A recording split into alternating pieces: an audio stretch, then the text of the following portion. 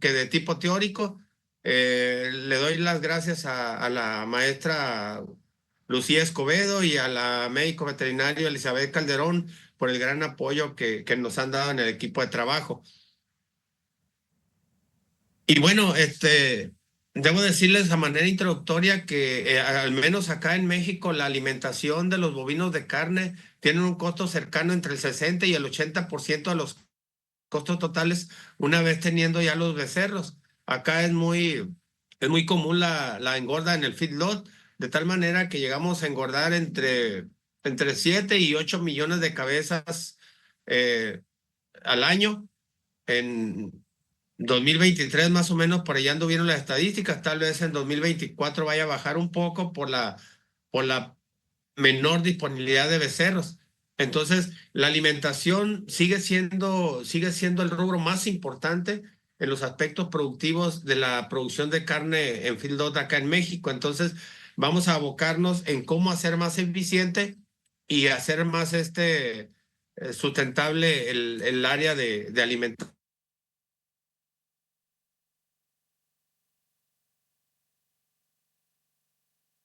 en el ganado bovino para carne. Los retos de problemas al destete y junto con ello establecer estrategias nutricionales. Sabemos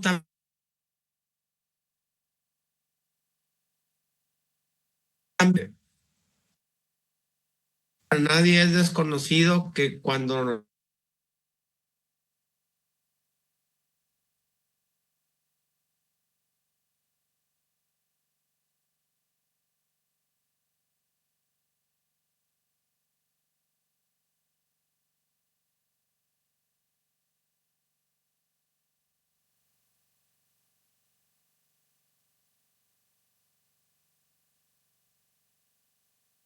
alta eficiencia, porque si no producimos con alta eficiencia,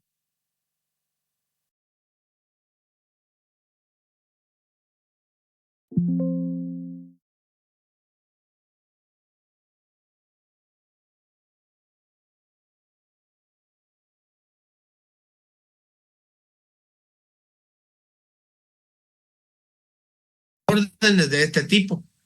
Entonces, y junto con ello, como parte del problema de la acidosis, se nos vienen algunos patógenos extra, le vamos a llamar de esa manera, y por eso nuestra labor irá hacia la exclusión de patógenos en el tracto digestivo.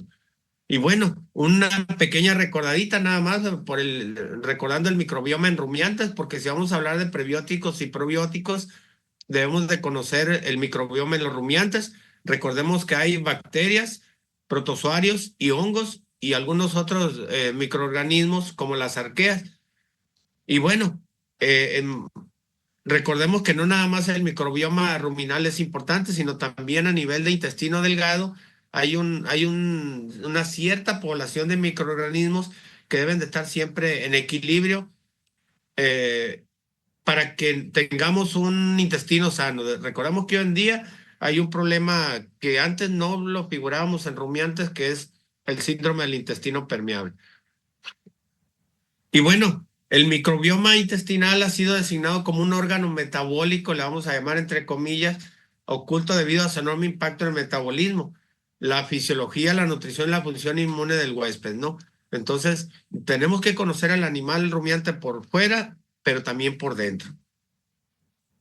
Y bueno, en los últimos años se ha demostrado un interés en el afán de disminuir el uso de antibióticos como promotores del crecimiento, ese interés en los microorganismos porque se encuentran dentro del tracto digestivo y bueno, tenemos que estudiar esos microorganismos porque de alguna manera un intestino sano nos va a hacer que sea un animal altamente productivo. Y bueno, algunos mecanismos de acción en la alimentación es que la reducción del pH intestinal puede complementar las necesidades nutricionales, previenen o reducen el efecto dañino causado por la excreción de los animales, ayudan a crear condiciones favorables en el intestino, mejoran el olor, sabor y la preservación de los alimentos para personas y animales y actúan también colonizando. Algunos colonizan el intestino, otros solamente llegan al intestino y de manera directa o indirecta estimulan el sistema inmunológico del cuerpo. Y bueno, para entender un poquito más el efecto de estos probióticos en el intestino, hay 3 mecanismos de acción sugeridos. Uno, competencia por sitio de adhesión. Otro, creando un ambiente hostil para los microorganismos patógenos. Y al final, se habla también de la competencia por nutrientes y de manera indirecta una activación del sistema inmune. Entonces, estos mecanismos están siendo sugeridos, pero tenemos una gran cantidad de probióticos que existen en el mercado y que pudieran tener alguno de estos 3 mecanismos sugeridos. Y bueno, uno de los grandes retos en el ganado, en el feedlot, es que la gran mayoría de los becerros son producidos en zonas donde no hay sistema de vaca becerro. El ganado en resiva es transportado a largas distancias y lo que más se pierde en el camino, aparte de la merma por peso vivo, son bacterias, protozoarios y hongos que son nuestros obreros del rumiante. Y la población, de aquella población que era el 100%, llegamos a tener, a la llegada a la resiva del ganado en un feedlot, llegamos a tener un 20% de su población del microbioma. Entonces, tenemos un 80% del microbioma perdido en los transportes por mermas de tracto digestivo, mermas de contenido digestivo, y por lo tanto la misión sería repoblar y multiplicar el microbioma ruminal con y sin prebióticos y probióticos. Esa es la parte que hemos estado trabajando. Algunas estrategias nutricionales, los prebióticos, se nos debe de quedar bien claro qué son los prebióticos. Gibson y Robert Fred en 95 los describen como ingredientes alimenticios no digeribles que afectan positivamente a la salud del huésped, estimulando selectivamente el crecimiento. Otros autores lo definen como ingredientes fermentados selectivamente, los cuales provocan cambios específicos en la composición de la microbiota gastrointestinal. Quiere decir, a resumidas cuentas, los prebióticos son los alimentos, es el alimento o es el sustrato para alimentar a los microorganismos benéficos del huésped, en este caso el rumiante. Y bueno, los más comunes son paredes celulares de levaduras, principalmente Saccharomyces cerevisiae, que es uno de los microorganismos más estudiados, algunos manano-oligosacáridos, y estos provienen de la soya y de la avena principalmente. Y bueno, aquí una de las características que debe tener un prebiótico es que el sustrato no debe ser hidrolizado o absorbido en el rumen, estómago o intestino, ni modificado por enzimas gástricas o pancreáticas. Número 2, debe ser selectivo y o beneficiar a los grupos de lactobacilos y bifidobacterium en el tracto gastrointestinal. Y número 3, la fermentación del sustrato debe inducir efectos sistémicos beneficiosos para el organismo que los ingiere. De manera general, estas son las 3 principales características. Y estas son algunas de las investigaciones más recientes por Yucata y colaboradora en 2016, Estrada colaboradora en el 2021 y Zapata y colaboradores en el 2021 con terneras, corderos y también corderos de pelo principalmente, ¿sí? Entonces, el primero encontró un aumento en la población de Enterobacter. Los probióticos probablemente sean mínimos cuando los terneros están generalmente sanos. Aquí hay una situación bien especial. Cuando los animales están totalmente sanos, el efecto de los probióticos se disminuye y eso está comprobado científicamente. Entonces, hay que poner atención en eso, que de alguna manera, alguna situación de estrés previa me puede realzar el efecto de los prebióticos, ¿sí? El segundo punto, que son los probióticos, vamos a dar una definición de diccionario. Son cultivos vivos de diversos microorganismos que al ser consumidos por los seres humanos o animales producen efectos beneficiosos mediante modificaciones en las poblaciones microbianas del tracto digestivo y o del estado inmunológico. Fíjense cómo esta frase, mejora del estado inmunológico, aparece con frecuencia. Y algunos objetivos fundamentales descritos desde hace más de 30 años. Número 1, incrementar el crecimiento, principalmente carne. Número 2, mejorar la producción de leche. Y número 3, mejorar la eficiencia alimenticia. Los organismos microbiales de alimentación directa ya tienen históricamente bastantes años. Algunos mecanismos de acción de los probióticos, dijimos, son moduladores de la fermentación ruminal, mejorando la producción de AGVs, promueven el establecimiento de una microbiota deseable y fomentan la digestión de la fibra en el rumen. Y también algunos de ellos tienen efectos a nivel intestinal. Recordemos que Saccharomyces cerevisiae a nivel ruminal tiene un efecto muy, muy consistente, que es mejorar la población bacteriana de aquellos animales que han sido deprimidos en su cuenta microbiana por alguna situación de estrés, por alguna situación de desnutrición o por alguna situación de merma post-transportes a larga distancia. Y bueno, el tipo de probióticos más comunes son a base de bacterias, de hongos y de levaduras. Las bacterias más comunes son Bacillus subtilis, Enterococos y Lactobacillus. El hongo más común como probiótico es Aspergillus oryzae y la levadura más común hoy por hoy sigue siendo Saccharomyces cerevisiae. Y bueno, el que hemos estudiado un poco más y hemos leído es el Bacillus subtilis, que es una bacteria gram positiva, aislado del rumen, con capacidad para formar esporas termotolerantes y permite la supervivencia al granulado almacenamiento. Esto es muy importante porque es el proceso que se le va a dar para poder que sobreviva y que llegue casi intacto al intestino delgado. Debo decirles que la cepa que hemos estado estudiando no se adhiere al intestino delgado. Algunos factores que influyen en la eficacia de los probióticos son el tipo de microorganismo a utilizar, la conveniencia de que sean cepas aerotolerantes, su medio de vehículo y su dosis. Al momento de la dosificación debe ser una dosis adecuada de acuerdo a la especie y la cepa de microorganismo que se adapte al rumiante con efectividad. Esto es muy importante porque existen más de 3.000 cepas nada más de Bacillus subtilis. Entonces hay que tener mucho cuidado. La cepa que vamos a utilizar debe de ser validada y evaluada.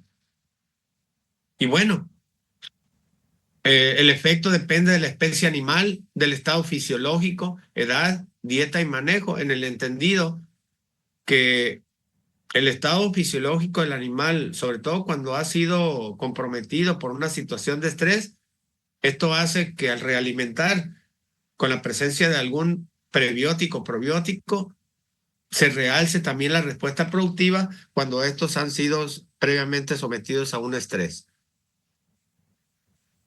Y bueno, el uso de probióticos en prerrumiantes, eso está muy, muy validado.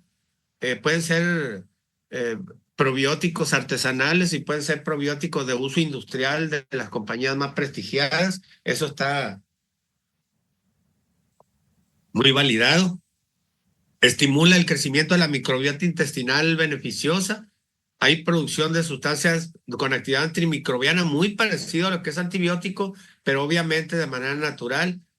Y también hay una producción de ácidos, principalmente de ácido láctico, y hay una reducción del pH intestinal. Lo que me hace es, lo que me favorece a que va a haber menos crecimiento, un menor crecimiento de bacterias como E. coli, Salmonella y algunas otras como Proteus también.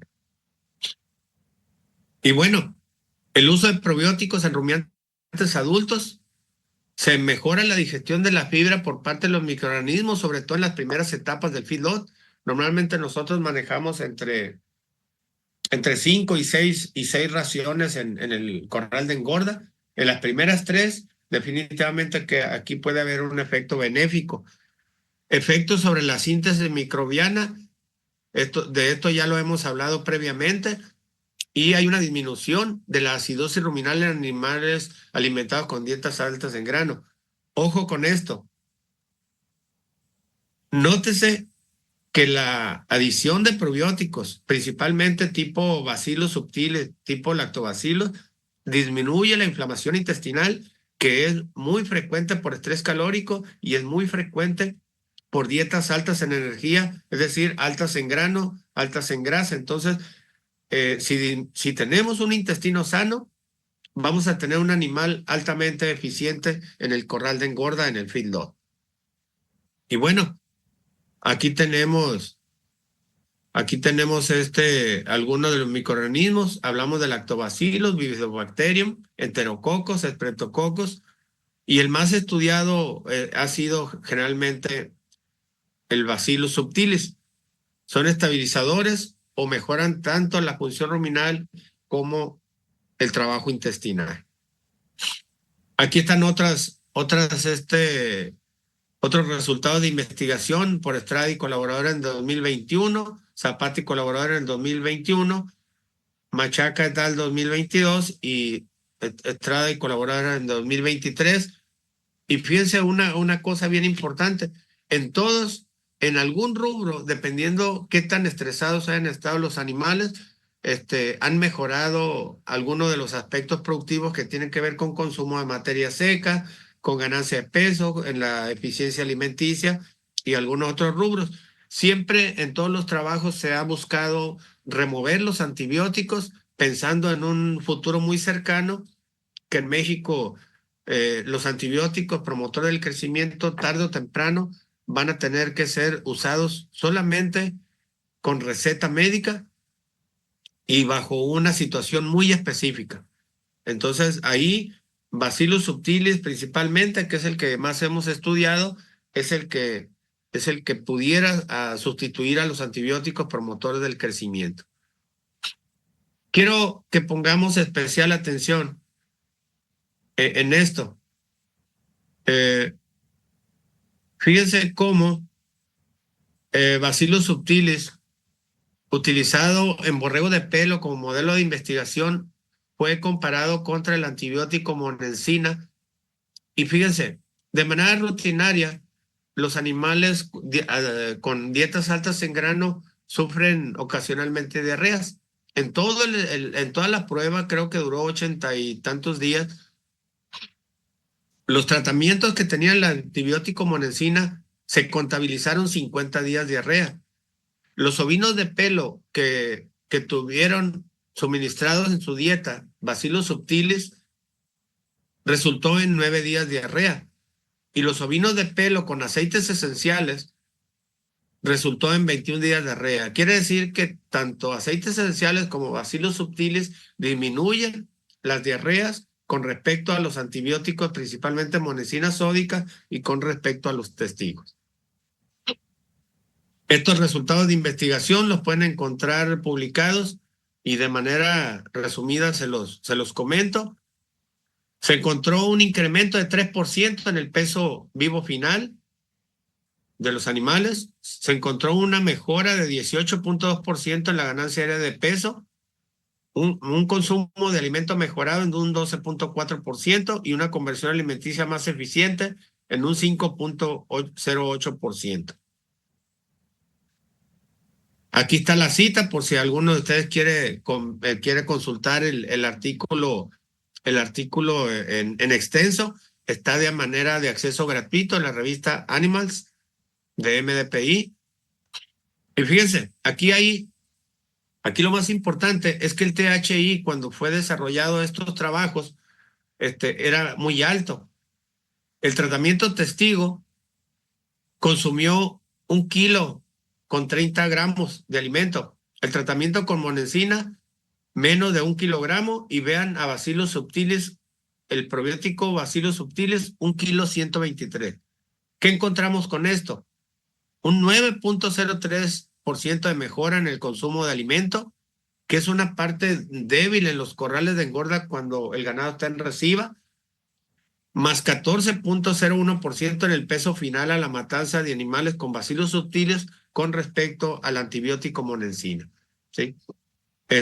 Si ustedes identifican en su región alguna cepa de Bacillus subtilis que pueda ser útil y fabricar su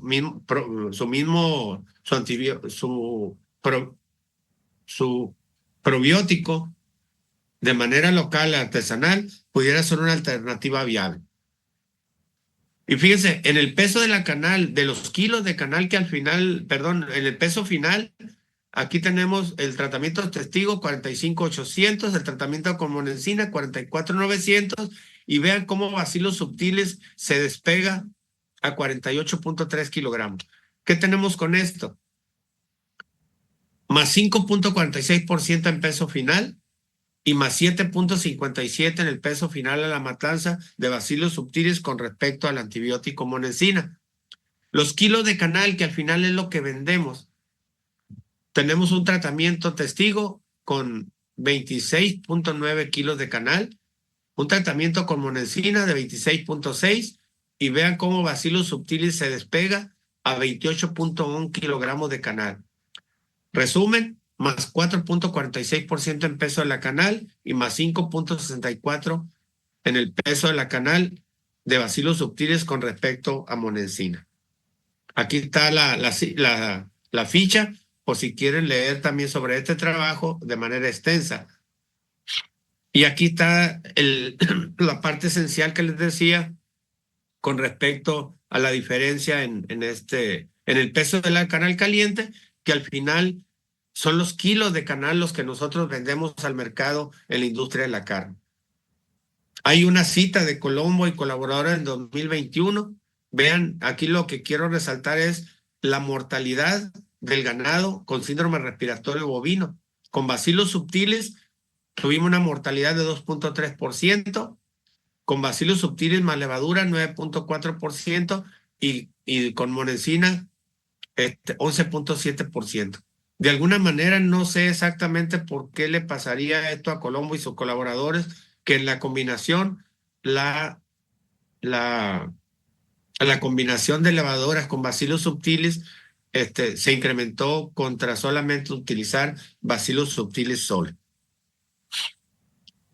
Y bueno, aquí tenemos que Bacillus subtilis promueve una mayor diversidad de población microbiana en el rumen, y los animales con Bacillus subtilis y monensina sódica tuvieron la misma conversión alimenticia de 6,25 a 1, lo que me sugiere que en algún momento yo pudiera utilizar Bacillus subtilis sustituyendo al promotor del crecimiento monensina sódica.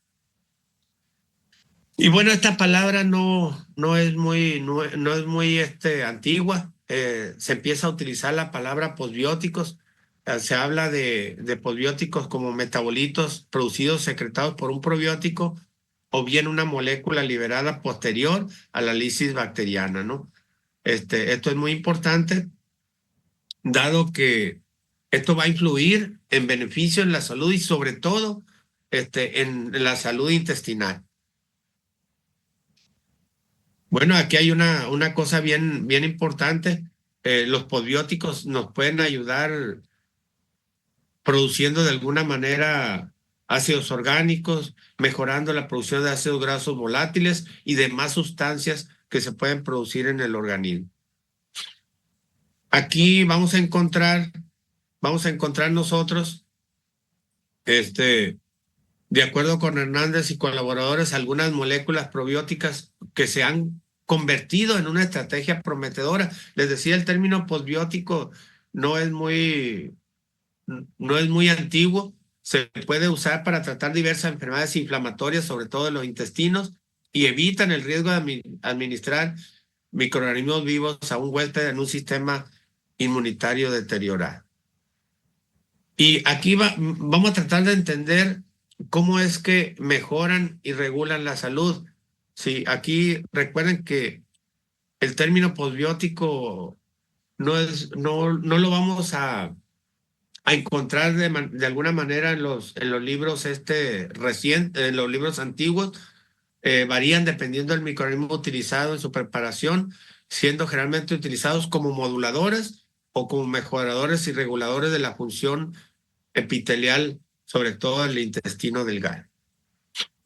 Quiero irme un poquito más adelante. Esto ya hemos hablado de la inmunoregulación y el refuerzo de la función de la barrera intestinal.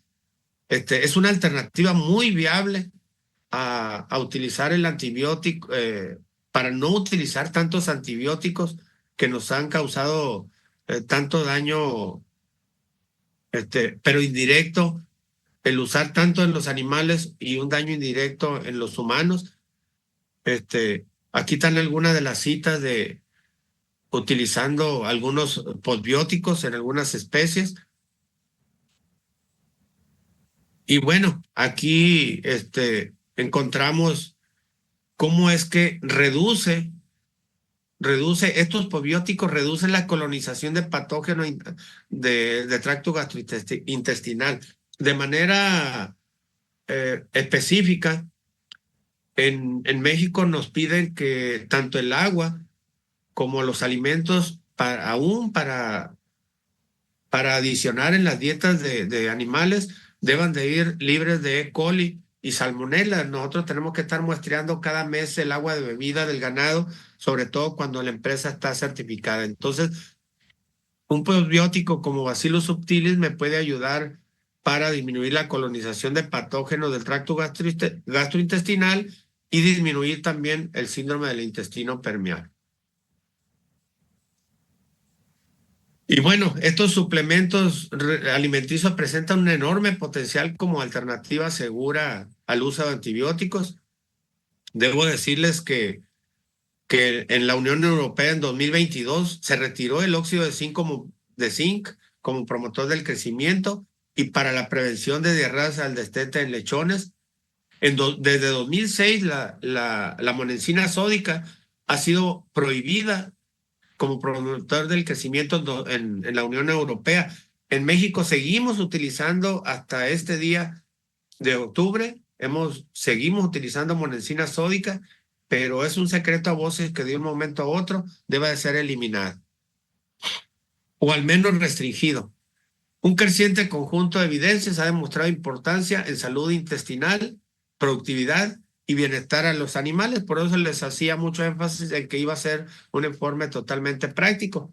Y aparece de unos años para acá en rumiantes, en la literatura, el síndrome del intestino permeable.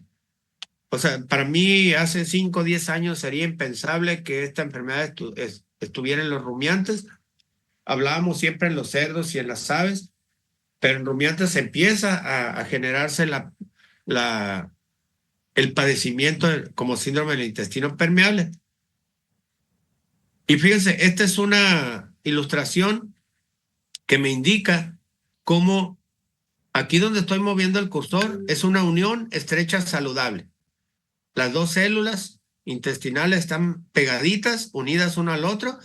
Estas células, por inflamación o algún otro padecimiento, se abre una brecha entre una célula y otra, y por aquí empiezan a pasar los microorganismos, principalmente coli y salmonella, pueden ser otros también, y pasan a los capilares sanguíneos y aquí se pueden distribuir a otros. ¿Qué quiere decir eso? Que la falla de esta barrera afecta en gran medida la progresión y da entrada a microorganismos patógenos, principalmente E. coli y salmonella. Así de que en esa parte deberíamos de abocarnos. Y bueno, el estrés calórico, el estrés por dietas altas en grano es el principal factor que influye en la inflamación y en la existencia del síndrome del intestino permeable. Entonces, este esquema nos describe de manera un poquito tosca de cómo es que el estrés me favorece este síndrome del intestino permeable, que es algo que nos va a ocupar, creo yo, que de hoy en adelante. Y bueno, hay algunos otros factores que contribuyen al síndrome del intestino permeable y ahí es donde los probióticos y los prebióticos me pueden ayudar de manera sustancial. Recordemos que una parte que se me ha olvidado comentarles, recordemos que cuando yo combino un prebiótico y un probiótico, el término adecuado que se utiliza en la literatura es simbióticos. Por eso es importante que evaluar las consecuencias que el intestino permeable proporcionaría y la información sobre la contribución a la fisiopatología de los trastornos más comunes. Fíjense que acá en México es muy común que un intestino permeable dañado esté asociado sobre todo a padecimientos de síndrome de muerte súbita como E. coli y Clostridium perfringens también. Bueno, aquí, fíjense, esto que les he platicado de manera general coincide con lo que mencionó el padre de la medicina, que muere en 377 años antes de Cristo. Todas las enfermedades comienzan en el intestino. Y eso no se nos debe de olvidar. Si nosotros tenemos un tracto digestivo sano, vamos a tener un animal eficiente y altamente productivo. Si nosotros podemos tener dietas altas en grano, pero si no cuidamos el rumen, si no cuidamos el intestino, no vamos a tener animales altamente productivos y eficientes. Yo hago mucho énfasis en los probióticos producidos de manera artesanal o probióticos producidos de manera local, y los que no tenemos acceso a eso, pues hay muchos probióticos y prebióticos de calidad en el mercado y nos pueden ayudar a tener un intestino sano. La salud intestinal cobra importancia en los últimos 5 o 10 años, porque antes nada más nos habíamos preocupado por la salud ruminal. Hoy en día se habla más de salud intestinal que de salud ruminal. Y bueno, al final lo que queremos es que los cortes que llegan a nuestra mesa tengan que ser cortes sanos y libres de E. coli, salmonela y algunos otros microorganismos. Entonces, yo con esto termino y no sé cómo andamos de tiempo, doctor. Estoy a las órdenes para algunas dudas. Traté de enfocarme a los aspectos más prácticos. Tenemos ya cerca de unos 12 años estudiando algunos microorganismos para mejorar la salud intestinal, sobre todo los microorganismos que nos ayudan en épocas de calor. Aquí llegamos a tener THI hasta de más de 95 en algunas horas del día. Entonces, eso cobra un papel fundamental. Estoy a las órdenes, doctor. Muchas gracias, doctor Estrada. Excelente charla magistral. Obviamente ha sido un tema que ha despertado mucho interés, dada la cantidad de preguntas que nos están llegando. Un compañero acá del departamento técnico quiere hacer una pregunta de manera personal. Adelante. Doctor, muy buenas tardes acá en Ecuador. Un saludo a Plinio Vargas, vicedecano de Investigación y Posgrado. Creo que has recibido mis correos con la firma, entonces me presento, un gusto conocerlo. De verdad que tiene una investigación muy interesante y muy atractiva para nuestro medio, ya que nosotros también somos ganaderos y muchas veces tenemos ese tipo de inconvenientes. Ahora le hago una pregunta respecto, agradeciéndole también su tiempo y la colaboración con la academia. Hemos hecho un levante de ternera como investigación en la Universidad del Departamento de Producción Bovina y muchas veces nos hemos topado con el inconveniente de la acidosis ruminal, ¿no? Animales de no más de 3 meses que tuvieron un levante de los 4 días de nacido de haber consumido calostro y presentan esa novedad, ¿no? Usted hablaba de la relación que existe entre la alimentación, sobre todo con dietas altas en grasas y en granos, me parece que le escuché. ¿Cómo manejar eso? ¿Cómo manejar esa línea delicada entre forrajes? Y nuevamente felicitarle por la presentación, doctor. Bueno, muchas gracias por la pregunta, doctor. Mire, de hecho, no tengo esa publicación yo como publicación propia, pero participamos nosotros en la elaboración de un probiótico artesanal y los resultados, créeme que son impactantes, sobre todo con los bacilos y lactobacilos. Estamos hablando de que en esas terneras usted pudiera utilizar un probiótico elaborado por ustedes mismos, y en los 2 trabajos que participé yo en animales prerrumiantes, los resultados son impactantes. Estamos hablando hasta de un 30% en la mejora en la ganancia diaria de peso, ¿ves?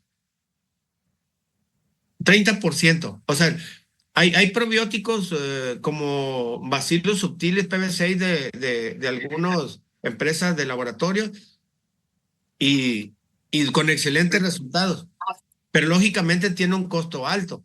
Pero si usted los produce de manera artesanal y evalúa los resultados, sobre todo donde tenemos bien evaluado, es en la disminución de los días de diarrea.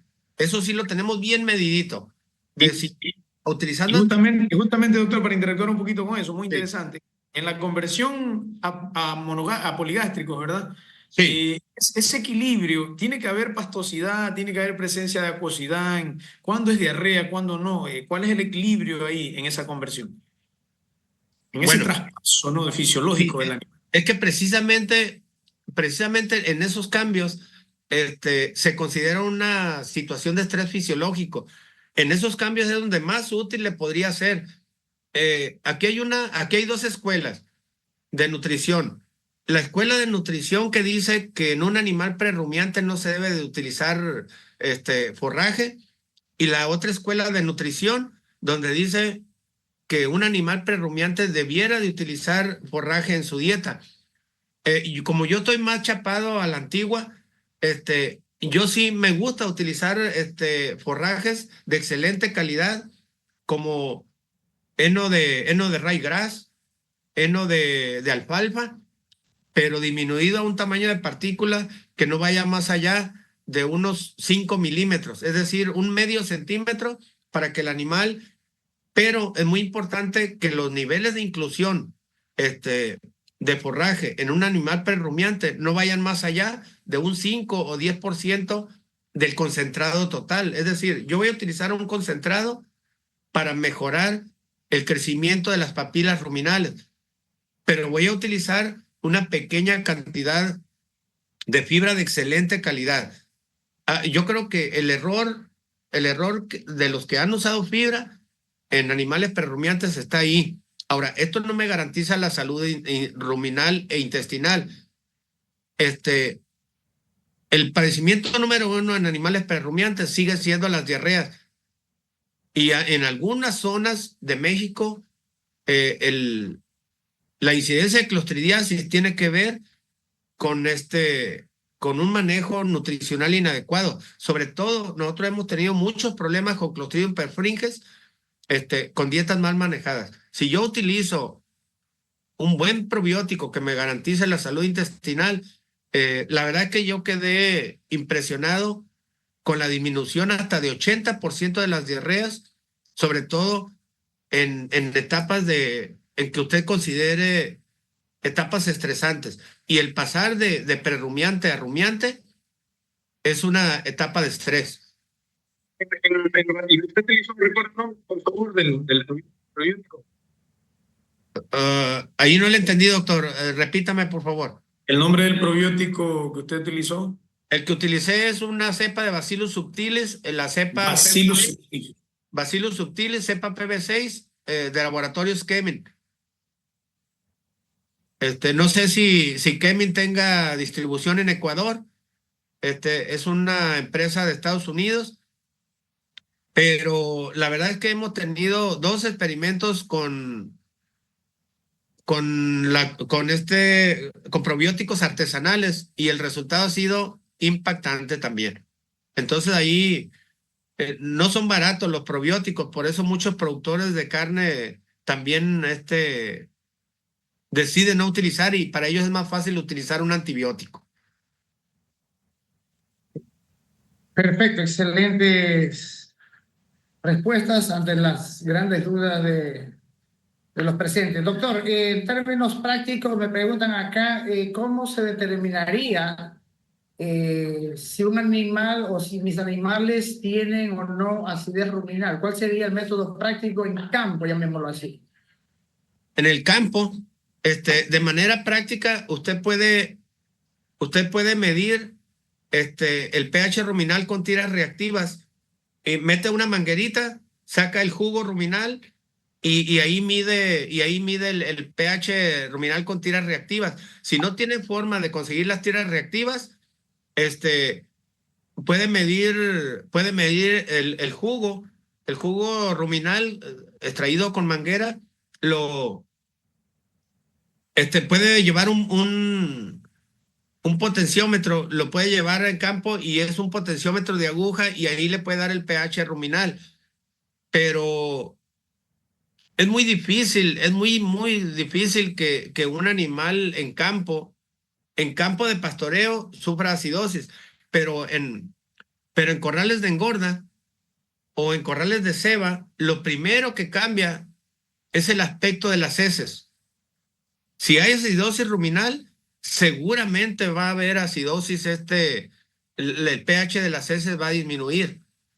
Entonces, hay una lectura muy útil, no la puse aquí, pero las heces anilladas, denotan salud digestiva. Cuando las heces van perdiendo los anillos, sigue estando sano el animal, pero ya es un color naranja en el semáforo. Cuando las heces pierden sus anillos y pierden su consistencia, ya es una tercera etapa. Y cuando pasamos esa tercera etapa y que las heces pierden, por aquí, por ejemplo, aquí tenía un ejemplo muy práctico. Mira, aquí está. Nótese aquí donde estoy moviendo el cursor. Esta ya es considerado una etapa 4. Y esta sería como una etapa 2. Y no tengo por ahí una etapa 1, no la tengo, pero el monitoreo de los excrementos, yo lo que hago en los corrales de engorda donde doy asesoría, yo frecuentemente estoy monitoreando las heces, pero de manera práctica con sus tiritas de reactivas en campo, puede sacar jugo ruminal, y si no les permite sacar el jugo ruminal, el monitoreo de las heces, hay una lectura muy útil, en lecturas del 1 al 4, del 1 al 5, que de alguna manera les indica. Ahora, ojo, es bien importante, si ustedes asesoran o revisan corrales de ceba, es muy importante que tengan datos de comportamientos de consumo del animal o de los corrales.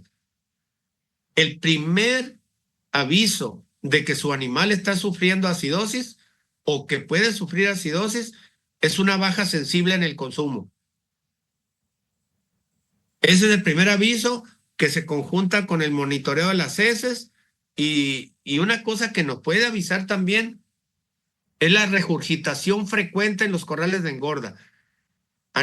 Corrales de feedlot que están teniendo problemas o que están iniciando un problema de acidosis, pueden encontrar ustedes mucho contenido ruminal como si fuera una especie de vómito en los corrales de engorda. Recuerden, oficialmente el rumiante no vomita, el rumiante regurgita, y ese es un indicador de que pudiera estarse incubando un problema de acidosis ruminal. Adelante. Perfecto, doctor Estrada. En honor al tiempo, realmente se nos han quedado y se nos van a quedar una gran cantidad de preguntas. Entiendo que acá el departamento técnico tiene su correo y obviamente le vamos a enviar las preguntas que están acá para que sean respondidas oportunamente. Estoy a sus órdenes, doctor. Gracias, doctor. De parte de la Universidad Técnica de Manabí, la Facultad de Neurociencias, el Departamento de Investigación Científica, pues le agradece a usted por su excelente charla, y Dios mediante, pues esperemos tenerlos en los próximos congresos. Acá nuevamente esperemos ya de manera presencial. Estamos a sus órdenes, y para posteriores colaboraciones, cuenten conmigo, doctores.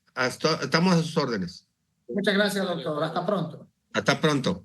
Bien, con esta magistral charla, pues, estimados presentes, damos por finalizada la jornada de la mañana de hoy. Las presentaciones, pues, han permitido reflexionar sobre diferentes aristas, el área de la producción zootécnica, la optimización, el aprovechamiento de recursos, la incorporación de ingredientes alternativos en la dieta de las diferentes especies de interés zootécnico, pues, y el hecho mismo de valorar y consumir nuestros productos, pues, con nuestro queso artesanal, el licor de cacao, que son parte de nuestra identidad montuvia, le han dado pues ese tinte especial a esta jornada. Eso sí, enfocado siempre en la innovación y sobre todo con responsabilidad y respeto al tema ambiental. Desde el Vicedecanato de Investigación, pues agradecemos su participación activa y su interés en los temas abordados. En la tarde, pues continuaremos con más investigación, con nuevos e interesantes resultados. Buenas tardes, buen provecho. Voy a anclar.